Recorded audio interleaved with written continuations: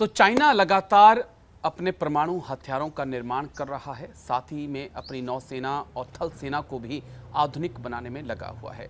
Israel Hamas की जंग जारी है और फ्रांस के राष्ट्रपति मैक्रों कहते हैं कि जरूरत पड़ी तो फ्रांस की सेना या नेटो की सेना जो है वो रूस के खिलाफ यूक्रेन की जमीन पर उतर सकती है।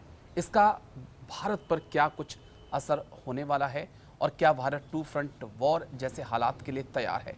कई सवाल हैं जिनका जवाब तलाशना होगा और जवाब देने के लिए और तमाम तथ्यों के साथ बातों को समझाने के लिए आज हमारे साथ खास मेहमान कर्नल टीवी त्यागी वीर चक्रा हैं, जुड़ चुके हैं। बहुत बहुत शुक्रिया सर। जय हिंद। सबसे पहले थैंक यू। जय हिंद, धन्यवाद। Thank you sir.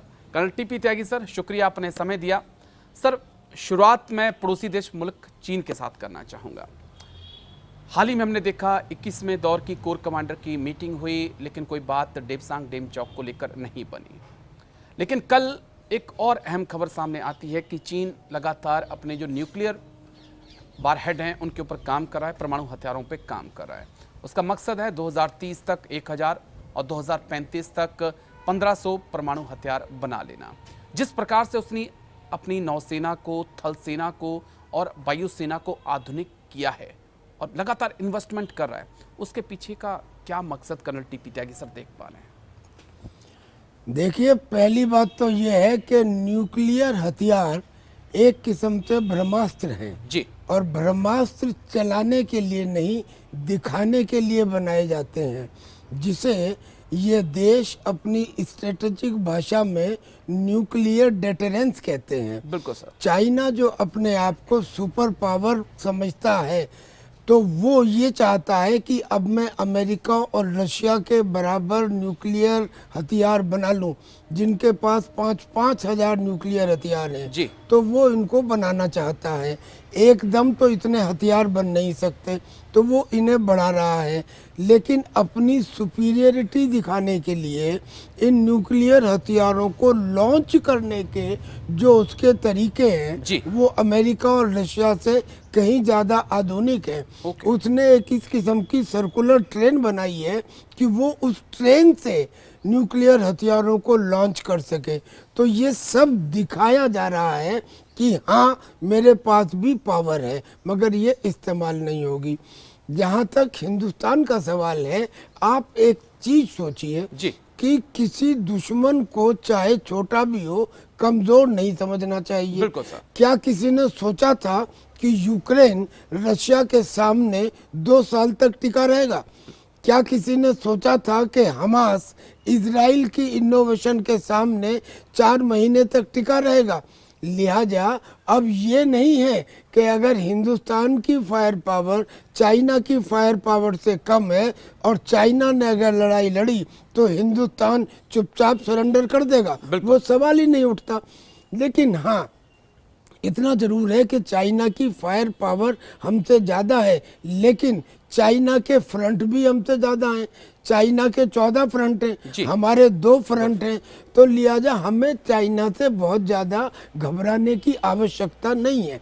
Okay sir, लेकिन एक पॉइंट और है चीन को लेकर ही कि बात सिर्फ जमीन तक सीमित नहीं रह गई है। बात अरुणाचल प्रदेश से लेकर पूर्वी लद्दाख तक नहीं है। बात अब मैं देखता हूँ कि समुंदर के अंदर भी पहुंच चुकी है। जिस प्रकार से कंबोडिया की मैं बात करूं, उसके बाद बांग्लादेश के कॉक्स बाजार की बात करूं, हाल ही में मालदीव का हमने जो रुझान देखा है, पाकिस्तान के अंदर ग्वादर की मैं बात करूं, क्या लग रहा है आपको कि आने वाले वक्त में ये जो ब्लू वाटर है ये भी एक टेंशन का सेंटर होगा दोनों देशों के बीच? बिल्कुल। ये जो चाइना की पॉलिसी है स्ट्रिंग ऑफ पर्ल्स, जिसके अंदर उसने हम्बन टोटा हो, श्रीलंका का या पाकिस्तान का ग्वादर हो, या अफ्रीका का जिबूती हो, या बांग्लादेश का चिटगांव हो, और अब तो शायद मालदीव भी, यानी कि उसने एक स्ट्रिंग बनाई है। लेकिन उसको 2 हिसाब से देखना है। पहली बात, इंडियन ओशन का नाम ही इंडियन ओशन है, यानी कि ज्योग्राफिकल एडवांटेज जो इंडिया को है वो चाइना को नहीं है। कारण 2। पहला कारण तो ये कि चाइना की सप्लाई लाइन वहाँ तक आते आते इतनी एक्सटेंड हो जाती हैं कि उन्हें रिप्लेनिश करना मुश्किल है। दूसरा ये कि इंडियन ओशन में आने के लिए जो मलक्का स्ट्रेट है जी। वो मलक्का स्ट्रेट ऐसा है जिसके ऊपर हम अंडमान और निकोबार आइलैंड से नज़र रख सकते हैं। चाइना ने उसका अल्टरनेटिव ढूंढने के लिए थाईलैंड के साथ बातचीत की और थाईलैंड से वो अल्टरनेटिव रूट बनाना चाहते थे, मगर वो रूट इनफेजिबल निकला जी। और थाईलैंड ने मना कर दिया लिया। और एक बात लास्ट कि इंडियन ओशन के अंदर चाइनीज शिप्स के ऊपर हमारे पास स्टैंड ऑफ कैपेबिलिटी है। ओके। स्टैंड ऑफ कैपेबिलिटी का मतलब कि हम जमीन पे रह के चाइना के शिप के साथ कर सकते हैं। इसका ये मतलब नहीं कि हिंदुस्तान को अपनी तैयारियों में कमी लानी चाहिए। जो उसके स्पाई जहाज रोजाना आते रहते हैं हम्बन टोटा में, उनके ऊपर हमें रोक लगानी है, अपने वहाँ पे प्रोड्यूस करने हैं। लेकिन फिर भी जो ज्योग्राफिकल एडवांटेज इंडिया को है वो चाइना को नहीं है। नहीं, लेकिन एक पॉइंट और है कर्नल टीपी त्यागी सर, क्योंकि एक पड़ोसी मुल्क और भी है जिसका नाम पाकिस्तान है। हाल ही में खबर आई कि J-31 जो आधुनिक एयरक्राफ्ट है चीन का, वो पाकिस्तान की एयरफोर्स को दिया गया है। J-17 का वो लगातार इस्तेमाल कर रहे हैं। पाकिस्तान के लिए वो सबमरीन का भी निर्माण कर रहे हैं और दूसरे तमाम तरह के जो एयरक्राफ्ट हैं उनकी भी पाकिस्तान और चीन के बीच डील हो चुकी है। क्या ये टू फ्रंट के जरिए भारत को घेरने की तैयारी है? आप देख रहे हैं कुछ ऐसा आने वाले वक्त ये में? चिंता का विषय है जी। ये चिंता का विषय है। दरअसल में चाइना का जो J-20 एयरक्राफ्ट है जी। ये 5th जनरेशन एयरक्राफ्ट है। जी। हिंदुस्तान ने भी अपना एक एयरक्राफ्ट बनाना शुरू किया, मीडियम रेंज AMCA। कॉम्बैट हाँ जी, एयरक्राफ्ट MBCA, जी। जो पुराने समय से चला रहा है 10-15 साल से। अभी भी वो तैयार नहीं है। कहा जा रहा है कि वो 5 जनरेशन नहीं 4.5 जनरेशन होगा, यानी कि उसके अंदर सेंसर फ्यूजन की कैपेबिलिटी नहीं होगी, यानी कि उतनी मैन्यूवरेबिलिटी नहीं होगी और यानी कि उतनी क्रूजिंग स्पीड वो नहीं कर पाएगा। ये 3 डेफिशिएंसीज अगर इंडिया का वो एयरक्राफ्ट बन भी गया तो भी, और उसमें भी अभी आने वाले समय में 8-7 साल लगेंगे। लिहाजा इस मामले में J-20 के मामले में हमें अपने दोस्तों के एयरक्राफ्ट के ऊपर निर्भर रहना पड़ेगा, यानी कि अमेरिका के या हमको रशिया से लेने पड़े। लेकिन हाँ, और एक बात, चाइना अपनी तो फायर पावर बढ़ा ही रहा है सी के अंदर, लेकिन चाइना न्यूक्लियर सबमरीन और दूसरे सबमरीन की कैपेबिलिटी पाकिस्तान की भी बढ़ा रहा है। और पाकिस्तान चूंकि नज़दीक है, लिहाजा this is a bigger danger as compared to China. तो हमें इसके प्रति काउंटर एक्शंस लेने हैं और वो काउंटर एक्शंस में एक सीधी फौज के अंदर पॉलिसी है कि अगर अपने पास किसी चीज़ की कमी है तो उसे अपने मित्र देशों से हासिल किया जाए। एक सवाल और है सर, क्योंकि जब चीन की बात हम कर रहे हैं तो कई बार ऐसा लगता है कि चीन की जो तैयारियां हैं वो अमेरिका को लेकर हैं, और कई एक्सपर्ट कहते भी हैं कि आने वाले वक्त में दुनिया की 2 सुपर पावर का टकराव होना निश्चित है। कितनी पॉसिबिलिटी है? क्योंकि हाल ही में हमने स्पाई बैलून देखा, फिर देखा कि किस प्रकार से चीन और अमेरिका के एयरक्राफ्ट आमने सामने हो गए, साउथ चाइना सी में, समुद्र में भी हुए, आसमान में भी हुए। तो एक टकराव तो हम देख रहे हैं ताइवान को लेकर। क्या ये टकराव आगे बढ़ सकता है? देखिए, कल को क्या होगा इसका अंदाजा इस बात से लगाया जाता है कि बीते हुए कल में क्या हुआ।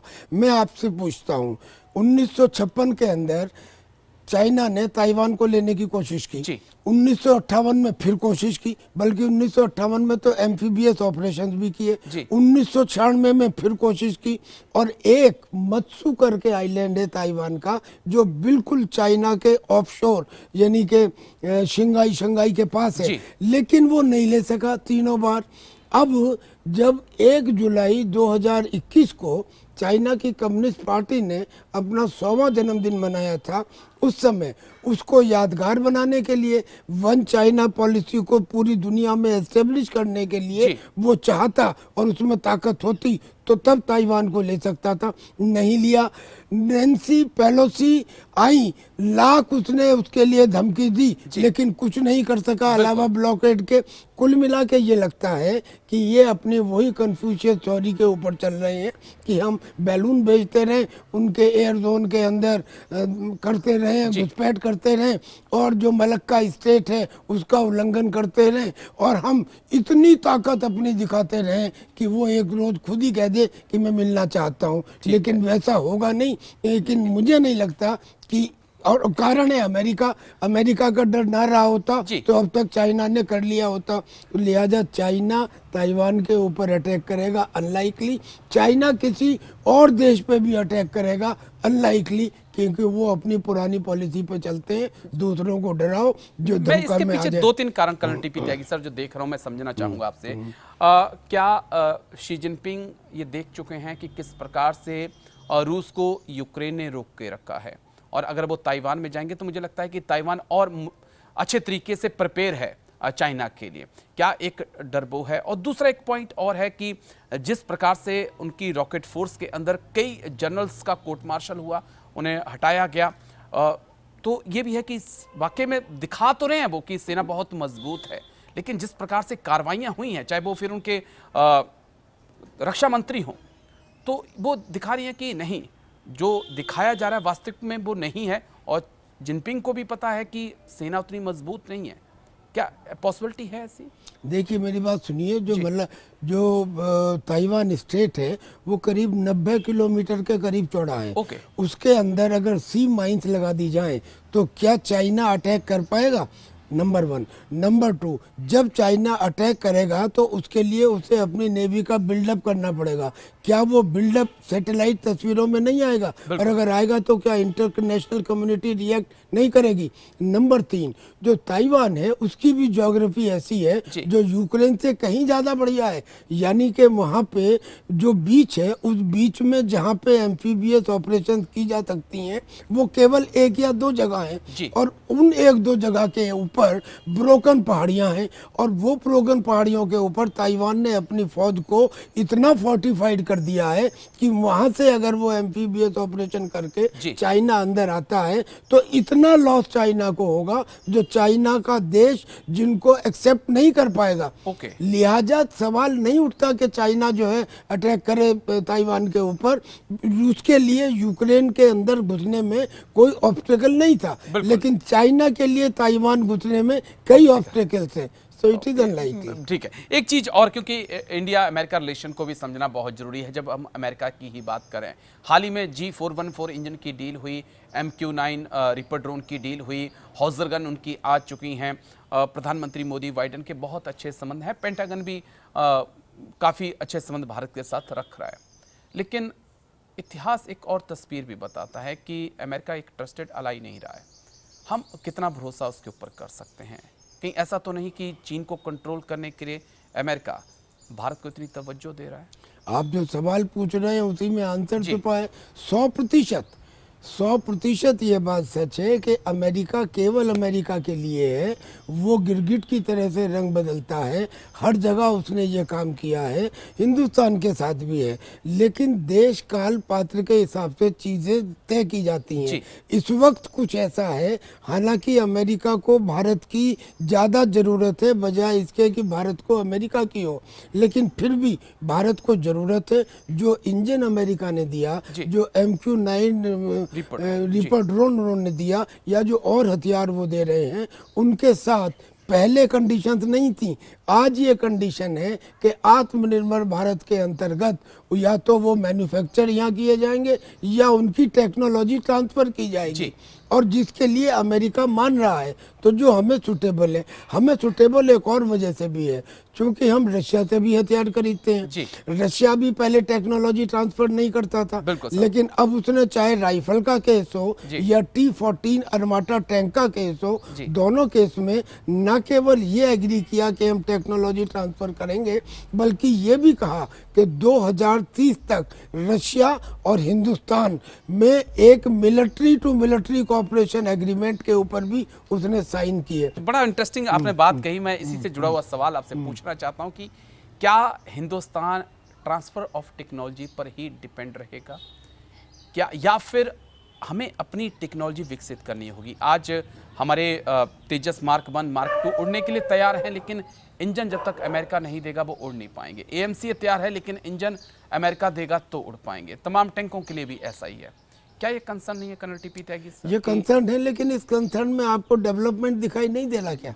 पहले तो हमारे पास ये तेजस एयरक्राफ्ट कब से प्रोजेक्ट चल रहा था, लेकिन अब बना जो पुराने समय के स्टॉल्ड प्रोजेक्ट थे वो किसी वजह से हमारे यहाँ डिफेंस प्रोडक्शन के ऊपर इतना ध्यान नहीं दिया जाता था। आज डिफेंस प्रोडक्शन के अंदर कुछ साल पहले तक जो इन्वेस्टमेंट करीब जो प्रोडक्शन थी वो करीब करीब जीरो थी, आज 1 लाख करोड़ तक 1 लाख करोड़ तक भेजी गई है। जो हमारी ब्रह्मोस है, जो हमारी तेजस है, जिसके अंदर आधे से ज़्यादा कंपोनेंट्स हिंदुस्तान के हैं, ये इस बात को दर्शाते हैं कि हम एक प्रोग्रेसिव पाथ पे हैं और हमारे टैलेंट को देखते हुए बहुत जल्दी ये हो जाएगा। मेरा कहने का मतलब ये था कि हमें डिफेंस रिसर्च पे मुझे लगता है कि और ज़्यादा इन्वेस्ट और खर्च करना चाहिए, बिल्कुल खर्च करना चाहिए जी, बिल्कुल। एक पॉइंट रूस को लेकर क्योंकि बात आपने की, रूस एक ऐसा दोस्त जो जब भी भारत को जरूरत हुई वो खड़ा रहा हमारे साथ, चाहे वो 1971 का वॉर हो या यूएन के अंदर भी हमने केवल देखा है।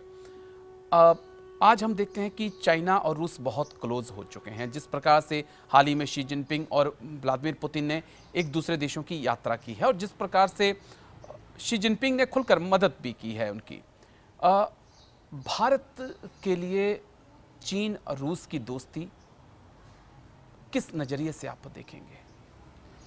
देखिए, रूस चाइना के साथ या चाइना रूस के साथ जो आ रहा है वो समय की वजह से आ रहा है, स्थिति की वजह से आ रहा है।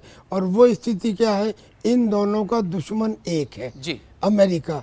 इस वजह से ये एक दूसरे के साथ आ रहे हैं, लेकिन ये एक दूसरे पे यकीन तो नहीं करते।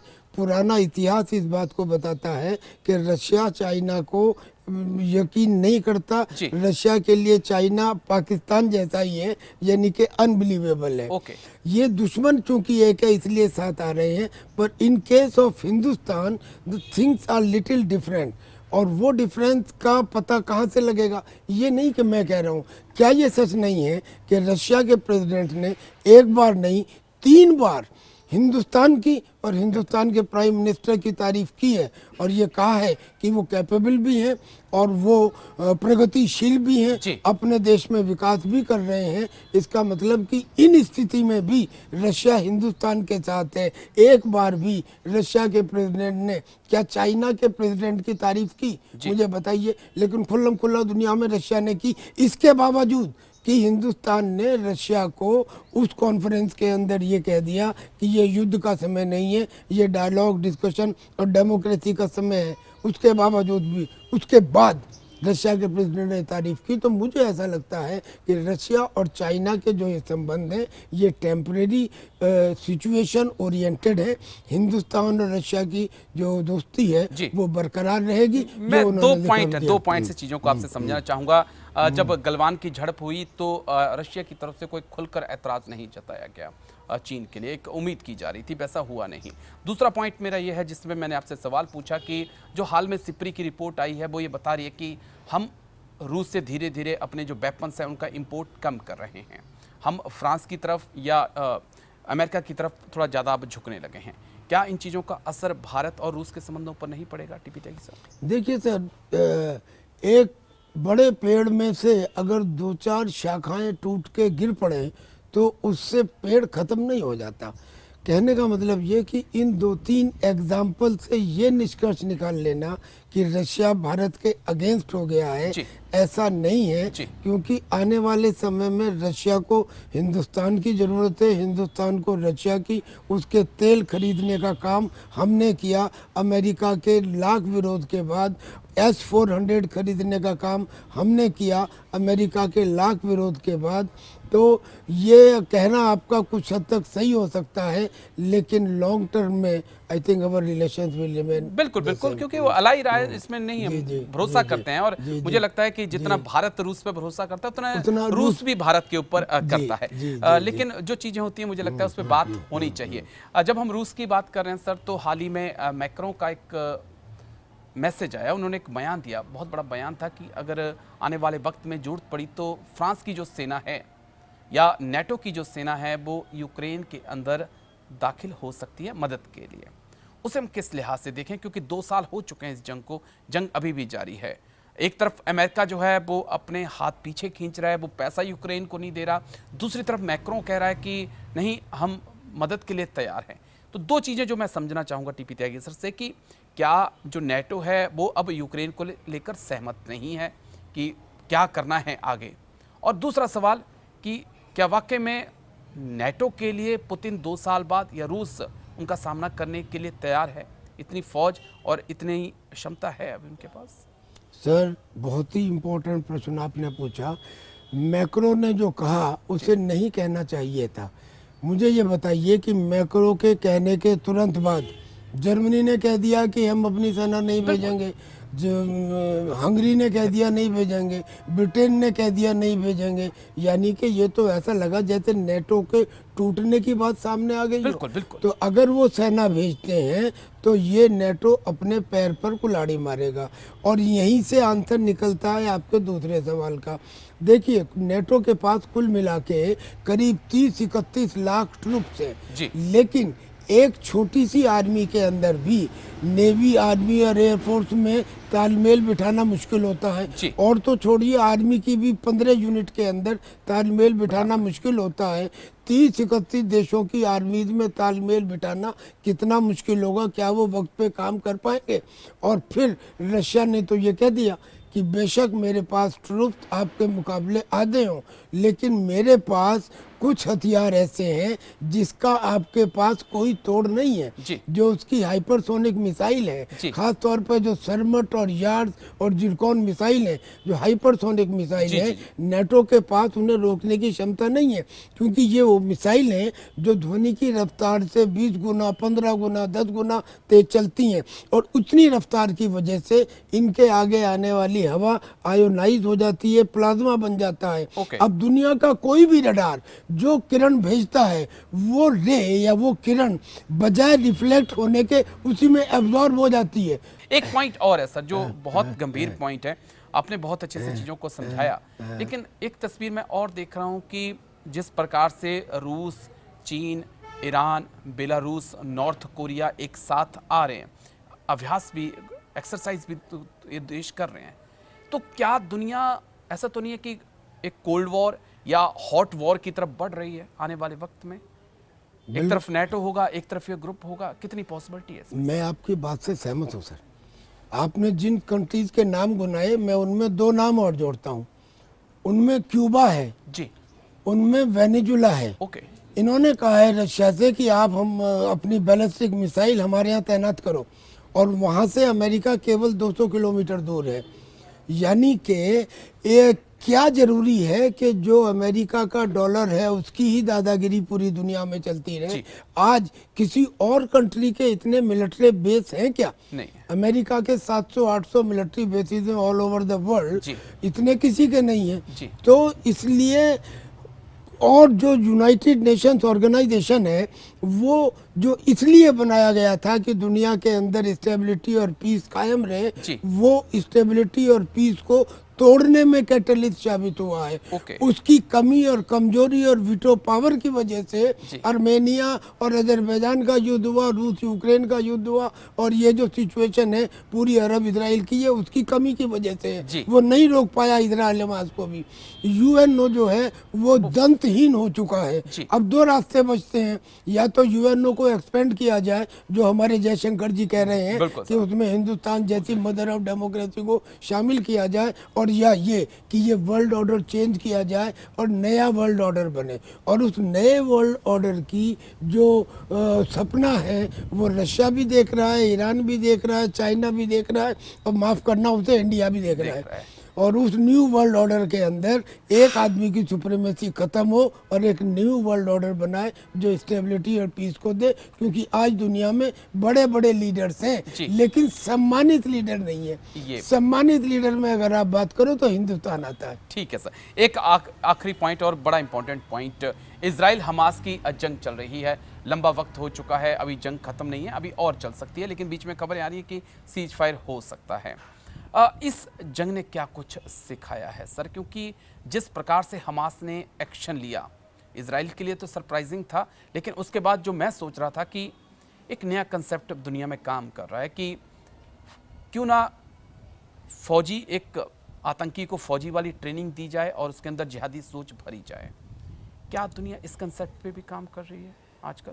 ये कॉन्सेप्ट तो पुराना है, पुराने जमाने में बड़े बड़े लोग। मैं ये क्यों अभी खबर आई कि चीन जो है वो भी अपनी प्राइवेट आर्मी बना रहा है। फिर खबर आती है कि रूस के वैगनर को मैं देखूं, ईरान के हिजबुल्लाह, हमास को और हुती को अगर मैं देखता हूं तो एक ऐसा ही नजर आता है। जी जी जी। अब को ईरान को कहने लगे ऑक्टोपस, क्यों कहने लगे कि भाई उसकी 10-12 जो है आतंकी बुझाएं हैं, यानी कि कभी सामने मत आओ और दूसरों के थ्रू लड़ाई लड़ो। ऐसा पहले जमाने में भी होता आया है, लेकिन जिस तरकीब से ईरान ने इस युद्ध में इजराइल और हमास के युद्ध में इन आतंकी संगठनों की मदद की, यानी कि इनके पास कोई मैन्युफैक्चरिंग यूनिट तो है नहीं। बिल्कुल सर। अब हुती के पास में एंटी शिप मिसाइल कहाँ से आ गई? तो वो नेचुरली ईरान ने दिए। यही हिजबुल्लाह का हाल है, यही हमास का हाल है। तो अब चाइना ने भी प्राइवेट आर्मी की बात की, तो और कंट्रीज को भी लगने लगा कि अगर हम अपनी कुछ प्रॉक्सीज रखें और जहां हमें अपनी बात कहनी है वहाँ खुद कहने की बजाय प्रॉक्सी से कहलवाएं, ताकि एक एब्जॉर्वर बीच में बचा रहे, बफर जोन बना रहे, ताकि हम इस इशू को इस तरफ भी मोड़ सकें और उस तरफ भी मोड़ सकें। ये बिल्कुल नया कॉन्सेप्ट है। लोग बाग आतंकी संगठन बनाने में भी देश, मैं समझता हूँ कि अब हिचकिचा नहीं रहे हैं। और हाँ बताइए। बस एक आखिरी पॉइंट 1 मिनट में लूंगा आपसे। और इंडिया ने क्या कुछ सीखा इजराइल हमास जंग से और क्या कुछ सीखने की जरूरत है? इंडिया को सीखने की जरूरत यह है कि इस वार की वजह से हुती ने रेड सी के अंदर उपद्रव कर दिया। हमने क्या किया? हमने अपने मार्कोस, यानी कि जो हमारे मार्कोस हैं, जो समुंदर के नीचे 35 मीटर भी जाकर 15 मिनट तक बगैर ऑक्सीजन के रह सकते हैं, जो अमेरिका के सील कमांडो से भी ज़्यादा ताकतवर और इफेक्टिव हैं, उनको पैराड्रॉपिंग करके उतारा और अपने जहाज बब अल मडेल पे भेजे, जहाज सीमाएं वगैरह उन्होंने लगा रखी हैं। चलिए, बहुत बहुत शुक्रिया आपका कर्नल टीपी त्यागी सर, वीर चक्रा, मेरे साथ जुड़ने के लिए, तमाम पहलुओं को समझाने के लिए। ये थे कर्नल टीपी त्यागी सर, जिनका कहना है कि दुनिया कोल्ड वॉर नहीं हॉट वॉर की तरफ बढ़ रही है, और जिस प्रकार से एक तरफ रूस, यूक्रेन, नॉर्थ कोरिया जैसे देश हैं, तो दूसरी तरफ नेटो के देश हैं, लेकिन इस दुनिया के अंदर अगर एक शांति की पहल की जा सकती है, एक सामंजस्य बिठा सकता है कोई, तो वो भारत है। और भारत से इस दुनिया को इस वक्त बहुत सारी उम्मीदें हैं। तो आज मेरे साथ इतना ही, अगले हफ्ते फिर होगी मुलाकात। दीजिए इजाजत, नमस्कार।